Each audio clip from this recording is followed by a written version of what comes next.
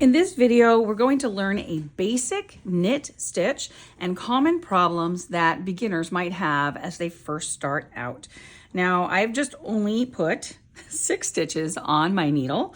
I used a cast on stitch called the long tail cast, which I demonstrated in my first video. I show you 3 different ways to cast on in that video. And to do a basic knit stitch, we'll start with the very beginning, which is an empty needle. The empty needle is my working needle. It's going to be in my right hand. My existing stitches will be on my left hand needle. Now, if you're left-handed, you can reverse this. However, you will also be reversing patterns as you go. You might find it easier just to learn it in this right-handed manner.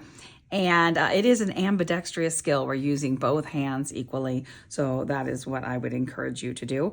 I want to make sure I don't start with my tail. I want to start with my my long yarn, and I'm going to begin with the first knit stitch. Now, I'm going to go on the other side, okay, of this first stitch. I'm not going to go through the front of it.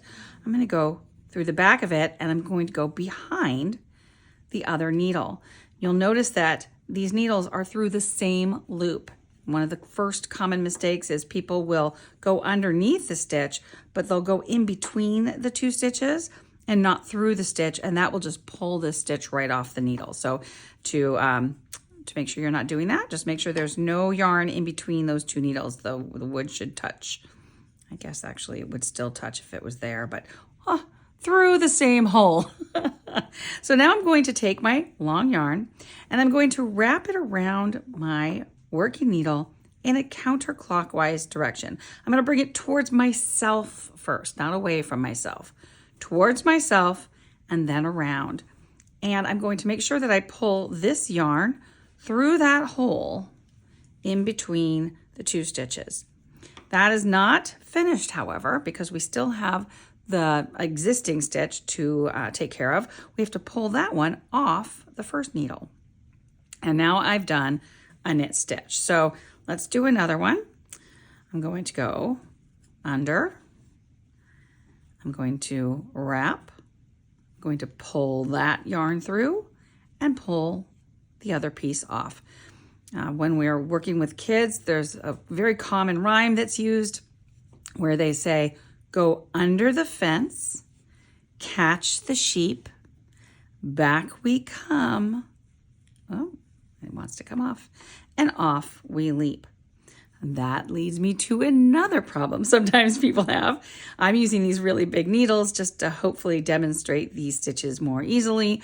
When you go through and you wrap, sometimes this top knot is a little tight and I might actually pull that yarn right off with the contact of the 2 needles. So I'm going to make sure this needle goes on the other side of that yarn so that I can pull it through. And I maintain the contact of the 2 needles by just having this tip drag along the other one and pull it through. If your stitches are really nice and loose, you don't have to worry about that necessarily, but if you're having trouble, especially once you get into some more complicated stitches where things can get tight, just having that little bit of contact will help you. Now, another thing that I'm doing to help myself move along is, again, with kids, they can only do so much with their hands, right? They're gonna do this, they're gonna stop, they're gonna wrap, maybe they're gonna pull that through kind of loose, right? This is something I see in the classroom a lot. And then they'll pull it off and they have to snug it up after.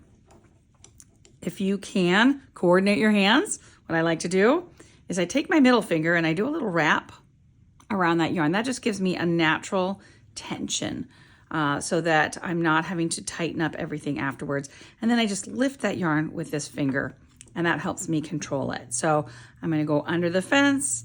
I'm going to catch the sheep kind of by just scooping. Come on through. And off we leap. I'm going to finish this row this way so we can show you a couple more common issues you might run into. Now, I put 6 stitches on my needle, and depending on how many stitches you have, especially if you have a lot, it is worth counting those stitches every once in a while because there's a couple of different things you can do. especially at the beginning of a row. If you put your knitting down, you walk away, you come back, and you might have it like this.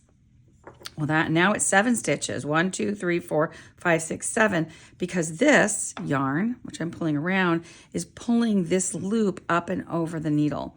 So I need my working yarn to be down so that I only have my original 6 stitches.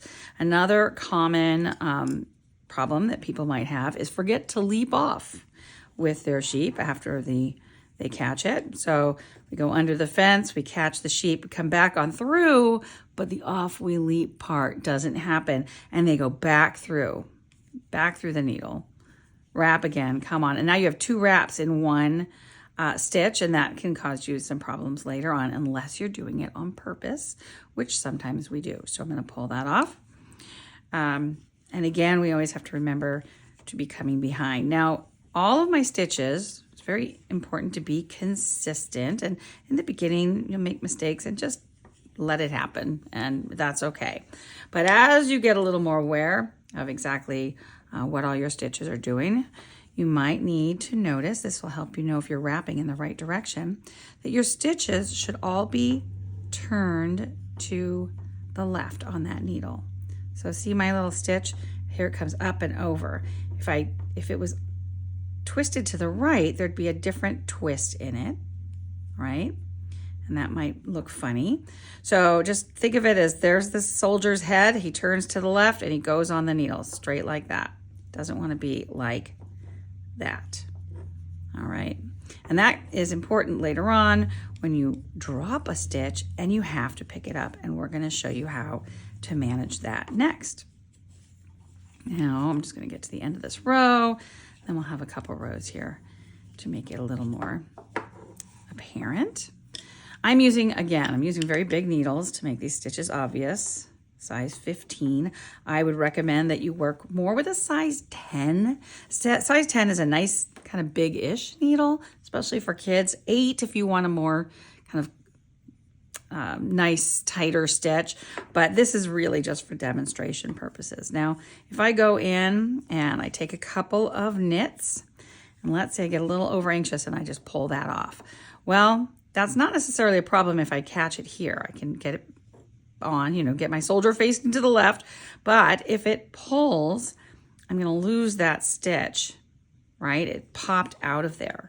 So then what I'm going to need to do is I want it to go back the way it came through. So it's handy to have a crochet needle. You don't have to. You can manipulate it in other ways, but I'm just going to grab that stitch, pull it back through, right? Turn it to the left, put it back on my needle, and then I can work. And when we are working with a stockinette stitch, I'll show you, a little bit better demonstration of when it runs a long way. This is what we call a garter stitch. And since we're turning every row, and we get these rows of bumps here, it is a little more complicated if you have to pick up more than one row of stitches. You just have to pull from the front or from the back so that you have your stitches facing the right direction. So there you go. That is your basic knit stitch. And I will, in the next video, be showing you how to do a purl. So instead of doing this garter stitch, which is going to have these bumps on both sides, so it's very much the same on both sides, we'll do a stitch that looks more like a traditional sweater.